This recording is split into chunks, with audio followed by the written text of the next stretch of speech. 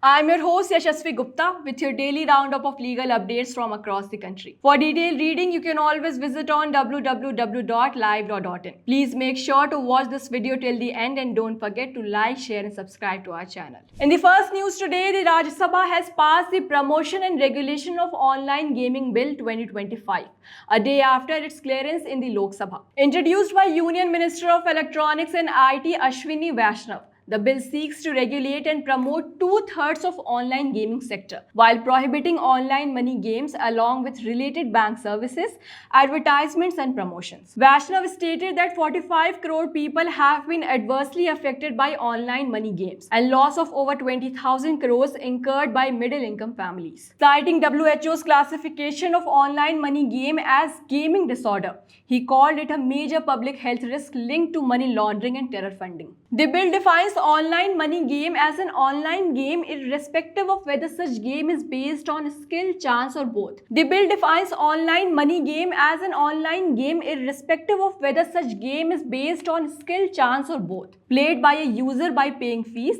depositing money or other stakes in expectation of winning, which entails monetary and other enrichment in return of money or other stakes, but shall not include any esports. As per Section 2H, online money gaming service shall mean a service offered by a person for entering or playing the online money game. Any person who extends such service in contravention of the proposed law shall be punishable with up to 3 years imprisonment or up to 1 crore fine or both. A person who engages in advertisement thereof shall be punishable with imprisonment up to 2 years or fine up to 50 lakhs or with both. The bill allows the government to endow vast investigative powers on the authorized officers. That would include arrest and search of property without warrant if there's a reasonable suspicion of offence being committed or about to be committed. Notably, the proposed law shall not apply only to online gaming services offered within the territory of India, but also to those operated from outside of India. Coming to the next news, a PIL has been filed in the Supreme Court seeking the constitution of a SIT, headed by former judge,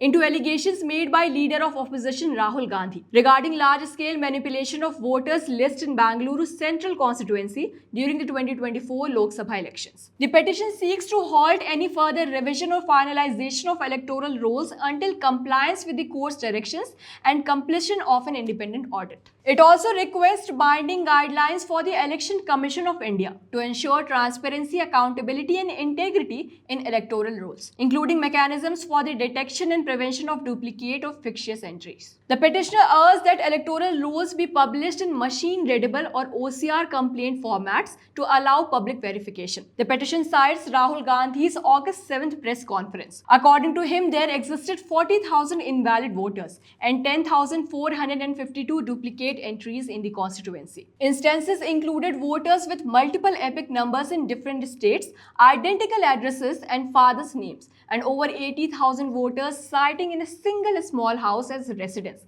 raising concerns of bogus voting. The petitioner stated that such manipulation of the voter list strikes at the very root of the constitutional guarantee enshrined under Article 326, and it violates Article 324, which talks about superintendence of free and fair elections by the Election Commission of India, and directly infringes Article 14 and 21 of the Constitution of India, which safeguard equality before law and right to meaningfully participate in democratic governance. The Supreme Court today refused to urgently list an application filed in the stray dogs matter against a circular issued by Municipal Corporation of Delhi for the picking up of stray dogs. The application was mentioned before a bench of Justices J.K. Maheshwari and Vijay Bishnoi. The bench, however, turned down the request for urgent listing, pointing out that orders have been reserved in the stray dog matter by a 3-judge bench led by Justice Vikram Nath. To recap, on August 14th, a 3-judge bench led by Justice Nath reserved orders on pleas to stay the directions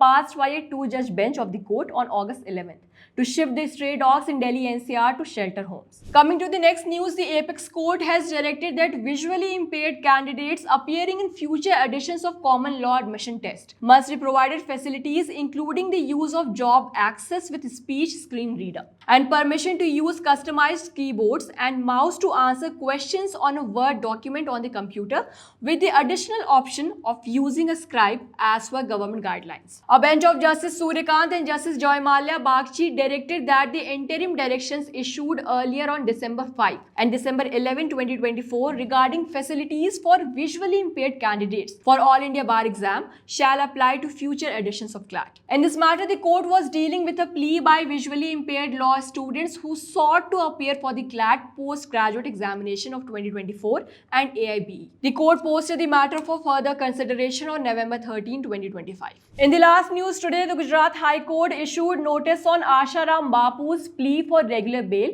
in the 2013 rape case, where he is serving a life sentence. Notice has been issued to the prosecutrix and the state. Earlier on August 19th, the High Court had extended his temporary bail till September 3rd, noting that the Rajasthan High Court had extended his interim bail in another rape case till August 29 and directed a medical examination. The Gujarat High Court also declined Asha Ram's counsel request to club all bail matters. Notably, the Rajasthan High Court has ordered a medical board to assess whether Asha Ram requires hospitalization or continuous medical care.